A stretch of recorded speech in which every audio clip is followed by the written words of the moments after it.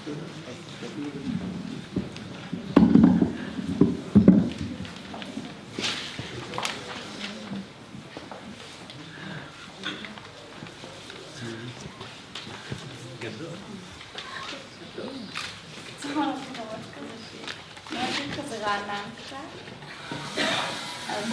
ערב טוב לכם.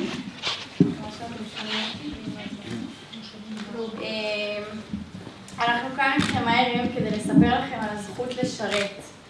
אתם יושבים פה וחלקכם אולי שואלים את עצמכם מהי בעצם הזכות לשרת. אתם ודאי מבינים את הצורך לתת לחברה, לתרום למדינה ולא רק לקבל. אתם ודאי מבינים את הצורך של כולנו, בנות ובני 18, להיות כמו כל בני גילנו בצבא ובשירות לאומי. בשנים של גיבוש זהות, של חירות ונאורים, בשנים בהן אנו יכולות להקדיש את כל גילנו לעשייה. ובכן, ודאי אתם שואלים מה כל כך מסובך בזה. הזכות הזו היא לא מובנת מאליה. תכלת, המשרתת איתנו, נמצאת הערב בערב התרמה לעמותת בית הגלגלים, מתמודדת עם שיתוק מוחין וזקוקה לסיוע פיזי שעות רבות במשך היום.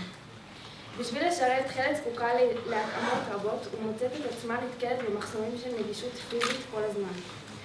בשביל לשרת, תכלת צריכה גם להיאבק בדעות קדומות רבות, למצוא מקום שירות שהוא גם נגיש וגם מאפשר ביטוי של יכולות וכישורים. זה לא פשוט ולא מובן מאליו. כיום מדברים רבות על שוויון בנטל. ביטוי זה תקף גם לגבי הזכות של אנשים עם מוגבלויות לשאת בנטל ולשרת שירות משמעותי עם התאמות הנדרשות. אני חן, נולדתי וגדלתי בירושלים ואני בשנת שירות לאומי בעמותת מקום לכולם. שם אני פועלת יחד עם חברותיי לקידום חברה נגישה לאנשים עם מוגבלויות על ידי העברת סדנאות לתלמידי בית ספר בנושא נגישות וקבלת השוני והמגוון בחברה. הזכות לשרת מבחינתי היא הזכות למצות את היותי אזרחית במדינה דמוקרטית. הזכות והחובה לפעול כדי להפוך את העיר הזאת להיות יותר נגישה מבחינה פיזית ומבחינה חברתית. שיתוק המוחין איתו נולדתי הוא ברמה כזאת שרוב ההתמודדות שלי אינה מול חוסר נגישות פיזית אלא חברתית, כאשר שופטים ושוללים אותי על פי המראה החיצוני שלי בלבד. ההתמודדות שלי מניעה אותי לפעול לכך שהחברה שלנו תדבר בשפה נגישה, שפה בה אנו רואים את האדם שמאחורי המגבלה. לפעול לכך שכל אדם יזכה לתת, לשרת ולהעניק מהטוב שבו, מהצלם האלוהים שבו לחברה.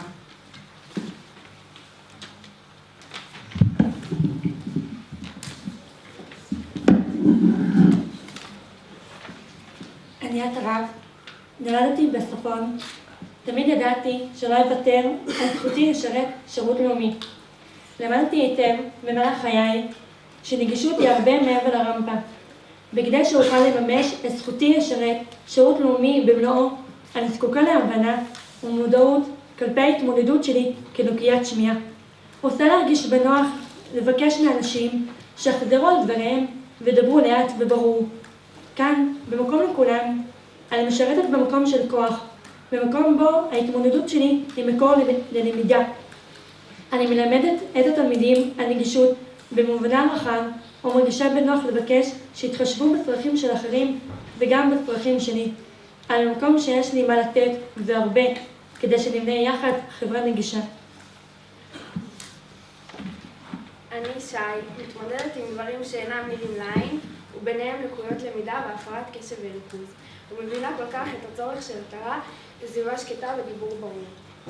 חשוב לי להגיע לילדים ולנוער ולנתב אותם למקום שמכיל ומכבד ולא דוחה את מי שנראה או מתנהג שונה. חשוב לי לחנך את דור העתיד ולעורר מודעות ונגישות על כל מובניה.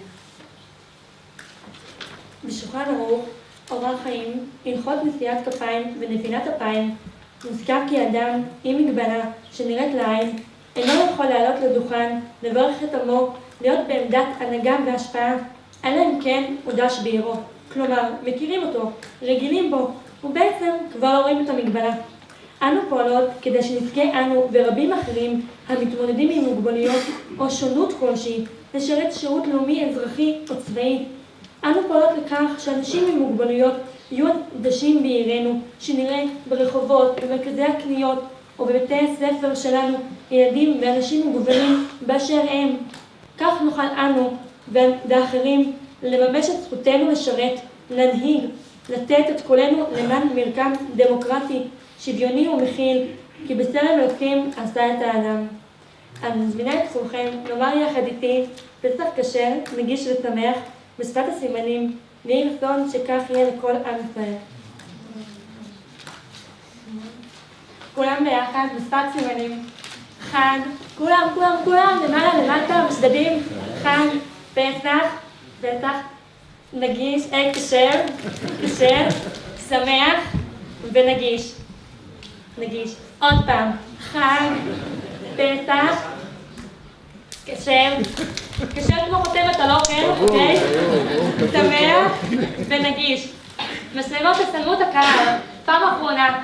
חג, פסח, כשר, שמח ונגיש. תודה רבה לכם.